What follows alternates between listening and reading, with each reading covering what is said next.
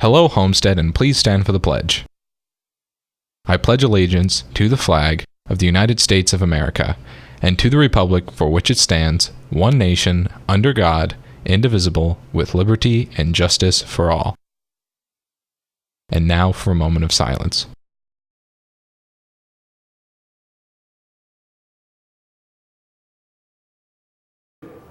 I'm Matt Hamilton. And I'm Drake White. And on today's edition of HHS In-Depth, Bailey Hauser brings you a special boys regional preview edition of the Sports Corner. And we'll have a review of how the Homestead radio and TV programs fared at the IASB state competition this past Monday. All of that and more on HHS In-Depth for Friday, March 14th.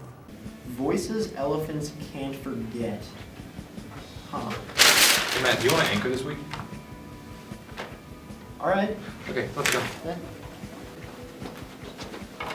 With our powers combined, we are anchors of HHS In Depth.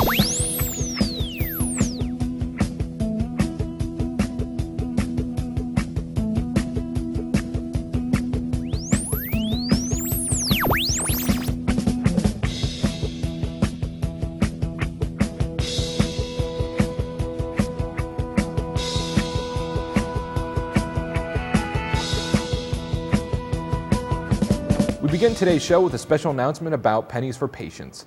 Hi, I'm Mrs. Valenzik Miller. I'm a current English teacher here. I've had many of you in class. I'm not standing here today as an English teacher. Rather, I'm standing here today to promote Pennies for Patients.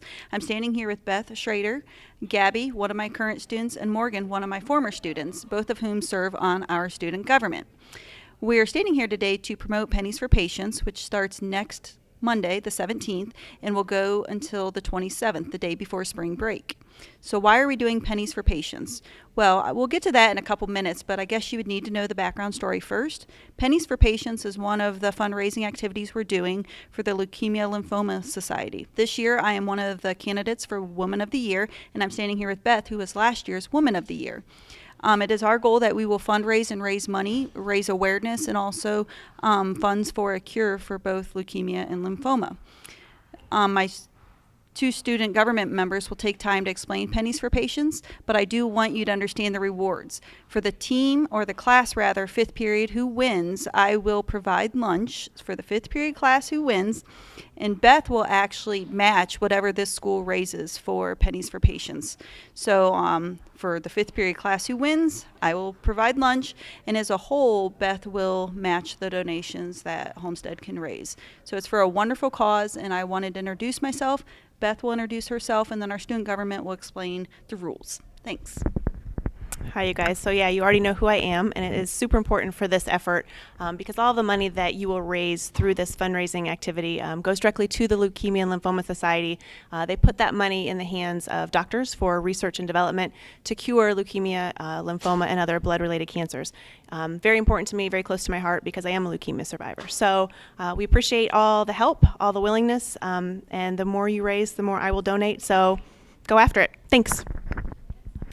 Hey Spartans, like Mrs. Miller said, I'm Gabby Meisner. And I'm Morgan McKay. And we're going to explain to you the rules of Pennies for Patients. So first off, the objective of the game is for each fifth period classroom to collect as many pennies as possible during the war, while simultaneously sabotaging other teams. The end goal for Homestead High School is to raise as much money as possible for the Leukemia and Lymphoma Society. Students bring pennies to school and put their pennies in the container that belongs to their fifth period classroom. Their team receives 1 point for every penny in the container. But it gets more complicated.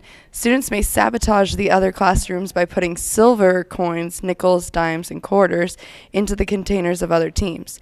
Each silver coin subtracts points from that container by the value of the coin. A nickel subtracts 5 points from the total, a dime reduces by 10, and a quarter reduces by 25. This is where strategy comes into play. That is why the game is so much fun. Because so many seniors don't have fifth period class, we have special competition for you seniors. We want you to clean your consoles. While Penny Wars is taking place, there will be a jar outside of attendance for you to throw all your coins into and contribute to this cause. To help demonstrate exactly how Penny Wars should look, Matt Hamilton has prepared a wonderful demonstration. Here's some pennies for patients, Schninkle. Hey, thanks, Austin. I'll add it right to the collection. Sweet. Got my dimes for some sabotage. Here you go, Mr. Schenkel. Not so fast, Stace. You're not sabotaging my 5th period. But isn't sabotaging still giving money? Get out. Matt, you know that sabotaging isn't actually that bad because the patients are still getting the money from the sabotage. But I want that party. Gotta do what you gotta do. Guess so. To reiterate, in the coming weeks, make sure to donate pennies as well as sabotaging other classes through silver coins in order to support Mrs. Miller's cause. Thank you, and for HHS In Depth, I'm Matt Hamilton. One final thought. Now, I would hope that my 5th period class would win, so it is game on, and my 5th period better bring it to win this competition. Thanks, guys. Glenbrook Square is seeking nominations for a top-notch teacher in our community. The winning teacher will receive a $500 gift card for National Teacher Day on May 6th. Students go to www.glenbrooksquare.com for official rules and nomination information. Attention any student interested in taking dual credit at Homestead next year. Please visit your class's My Big Campus group and complete the Ivy Tech dual credit qualification worksheet to see if you need to take the dual credit entrance exam. If you need to take the exam, go to Student Services and sign up by the end of the day today. Have you enjoyed having exchange students here at Homestead? Do you wish you could be one? This Saturday, March 15th, there is an event where you can find out how. The International Youth Exchange Expo is for students and parents to find out about summer or academic year exchange programs, how to pay for them, and career and college benefits. Saturday, March 15th from 10 to 1:30 p.m. at IPFW's Student Union. See Mrs. Underwood, room 607 for more information. Are you taking the SAT or ACT soon and want to increase your score? The SAT-ACT prep class will begin a new session on Tuesday, March 25th for math, and Wednesday, March 26th for verbal. Math normally meets on Thursdays. Classes run for 5 weeks from 5:30 to 8 p.m. in the evening. Sign up for one or both sessions. Sign-up forms can be found in Student Services or with Mr. Staley in room 517. Well, the Homestead High School radio and TV departments competed against 28 other schools in Indianapolis this past Monday, and now here's a recap of how they did. Drake White reporting for HHS In Depth, and here's an inside look at our ISB experience. This past Monday, 11 students from Homestead Mass Media got a chance to go down to a conference in Indianapolis organized by the Indiana Association of School Broadcasters. This competition is made up of many categories, from radio newscasting to short films.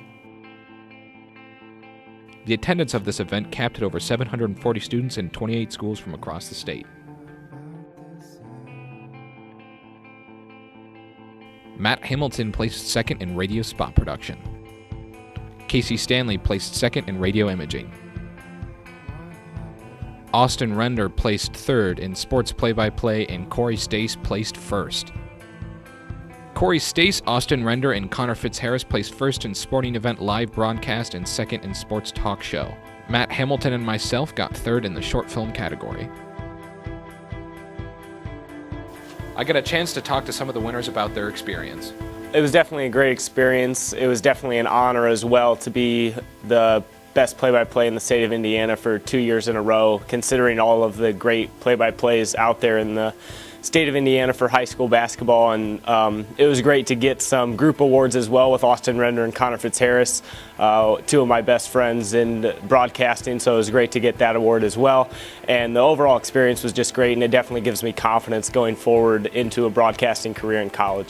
Well, for the short film, over 26 entries were in that category, and so we were just really happy to be placing in that, getting third place.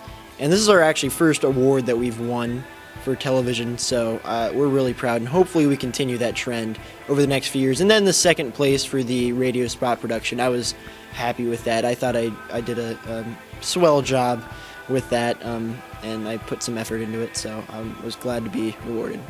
Drake White reporting for HHS In Depth. Back to you in the studio. Juniors and seniors, the following colleges will be visiting Homestead. If you would like to attend one of these meetings, please sign up in Student Services. Tuesday, March 18th is Ravenscroft Beauty College, and Wednesday, March 19th is American Honors at Ivy Tech. Attention juniors, Indiana University is offering a free 5-day residential experience for minority students interested in going to IU after high school. Through this program, you will work closely with IU professors to gain a real college experience while planning for your future.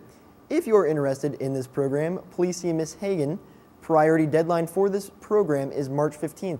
The final deadline is April 1st. The Indiana University Department of Biology is offering their annual Jim Holland Summer Enrichment Program for minority students. This is an exciting opportunity for minority students to develop their interest in science-related careers. If you are a current freshman or sophomore interested in this program, please see Mrs. Hagen in Student Services. The key is to keep company only with people who uplift you, whose presence calls forth your best. Attention fellow Spartans, please come and be uplifted together with us on Monday, March 17th after school until 3:30 p.m. at a part of The Network. Attention Art Club. We will be meeting Tuesday, March 18th after school until 3:45 p.m. We will be forming groups and beginning to design our art chairs. Seniors, Jostens will be here on Monday, March 17th in the cafeteria annex to distribute cap and gown orders. You must pick up your order on Monday. Hi Homestead, I'm Corey Stace reporting for HHS In Depth. I'm here with Mr. Parker, and if you don't know, the second year engineering class got a chance to work on a construction project. It's a project where today they will be going to the mall to build a construction made out of cans. First of all, Mr. Parker, how did the second year engineering class get involved with this? Well, I was approached by the leader of the Community Harvest Food Bank, and he asked if we'd be interested.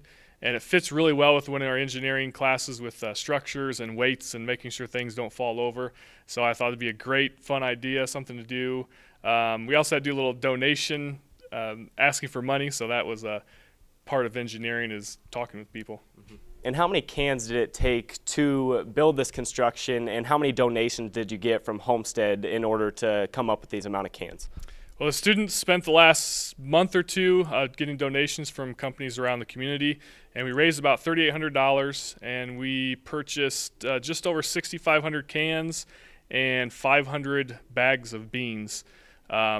We also had a few extra donations, so we'll be a little more than that, but that's what we're taking with us to the mall today. Also, I'm here with Jim Buchholz, a second-year engineering student.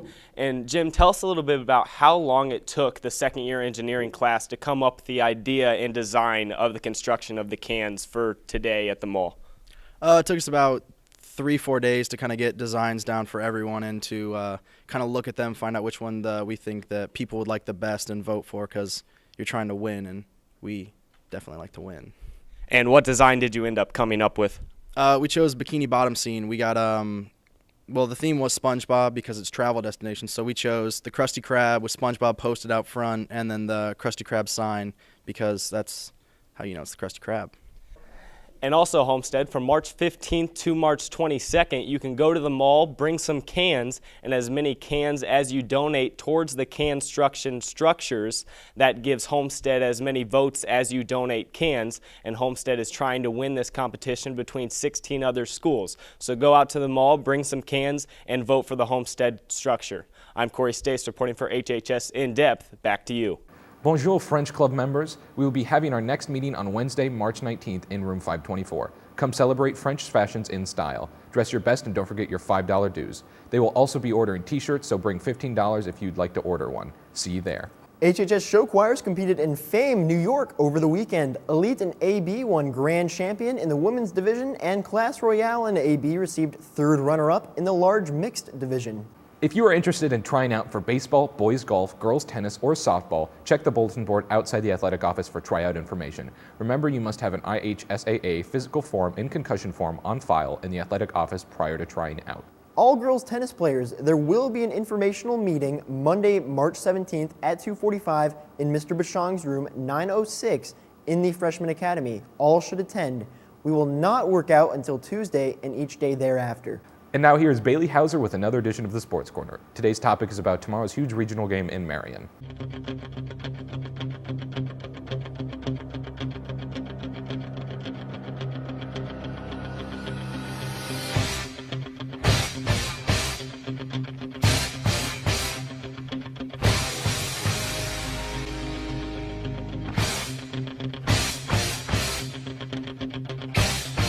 What up, Homestead? Bailey Hauser here with your Sports Corner for the week. And in case you guys didn't know, the boys basketball team did win sectionals last weekend.